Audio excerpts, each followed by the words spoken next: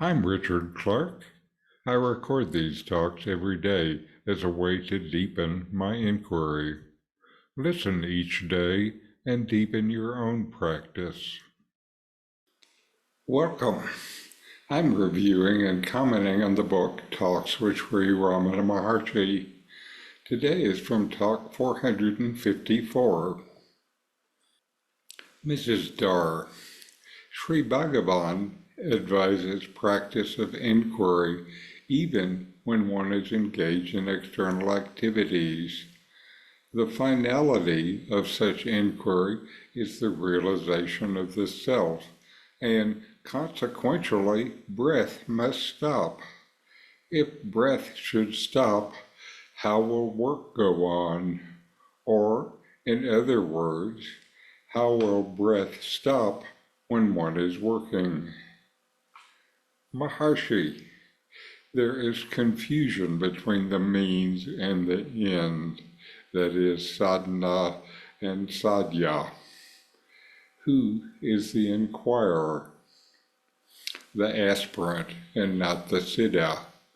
Inquiry signifies that the inquirer considers himself separate from inquiry. So long as this duality lasts, the inquiry must be continued. That is, until the individuality disappears and the self is realized to be only the eternal being, including inquiry and inquirer.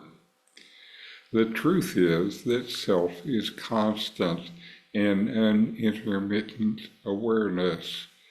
The object of inquiry is to find the true nature of the self as awareness. Let one practice inquiry so long as separateness is perceived. If once realization arises, there is no further need for inquiry. The question will not arise. Can awareness ever think of questioning who is aware? Awareness remains pure and simple. The inquirer is aware of his own individuality. Inquiry does not stand in the way of his individual awareness, nor does external work interfere with such awareness.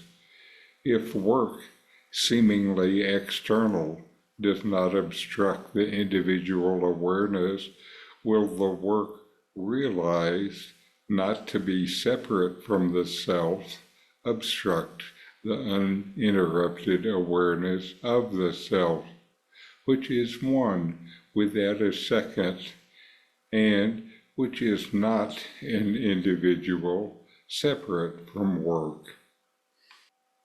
In this dialogue, Mrs. Dar is concerned about how she can practice self-inquiry while being engaged in external activities. She also questions how breath can stop, as it is suggested that the realization of the self leads to the cessation of breath. Sri Ramana Maharshi addresses this by clarifying the difference between the means and the end. He explains that the practice of self-inquiry is needed as long as you see yourself as separate from the inquiry. This duality, where the inquirer feels distinct from the act of inquiry, continues until the individuality disappears and the self is realized as the eternal state of being. Ramana says that the self is constant, uninterrupted awareness. The purpose of self-inquiry is to uncover the true nature of the self, which is this awareness. As long as there's a perception of separateness, you must continue with self-inquiry. However, once realization occurs, there's no longer any need for inquiry. The questioning itself dissolves because awareness, in its pure state, does not question who is aware. It simply is. The individual, when engaged in inquiry, is aware of their own individuality. Ramana points out that this awareness is not hindered by external work. Rather, external work does not obstruct the always present awareness. Finally, Ramana addresses the concern about breath and work. He explains that if external work does not interfere with individual awareness, it certainly does not obstruct the continuous awareness of the self. The self, once realized, is not separate from the work or the world.